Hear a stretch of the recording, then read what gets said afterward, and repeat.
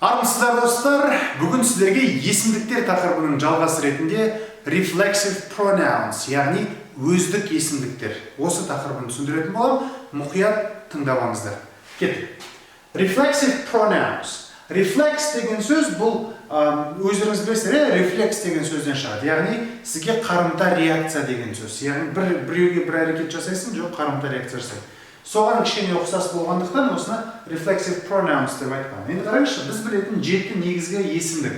I, you, we, they, he, she, it бар.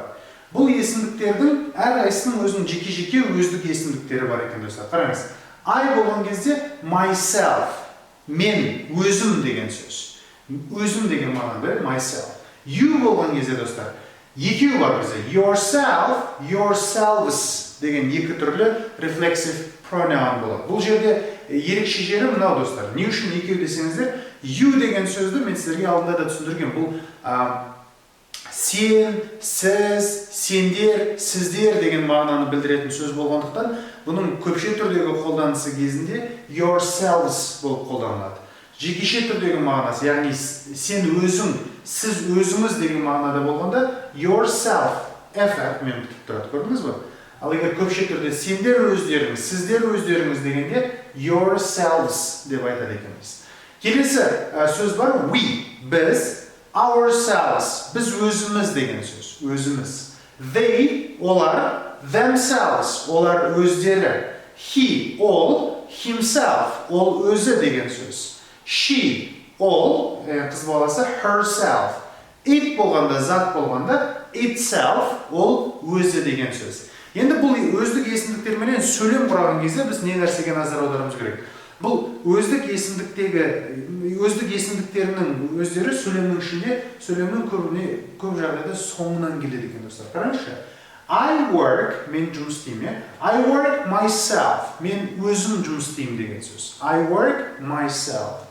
You work yourself, сен өзің жұмыс істейсің. Көрдіңіз бе?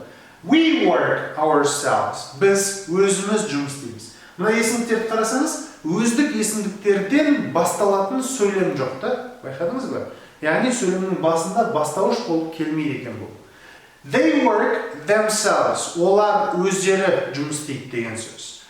He works himself. Ол өзі жұмыс істейді деген сөз. She works herself, ол өзі жұмыс істейді деген мағынаны білдірсе, it works itself, ол өз-өзінен жұмыс істейді деген мағынаны білдіреді.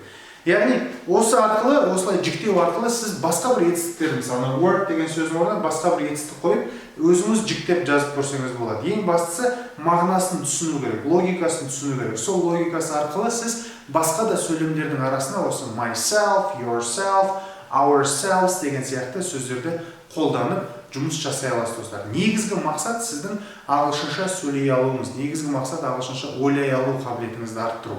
Осылардың барлығын жүзеге асыратын болсаңыз, нұр үстіне нұр болады.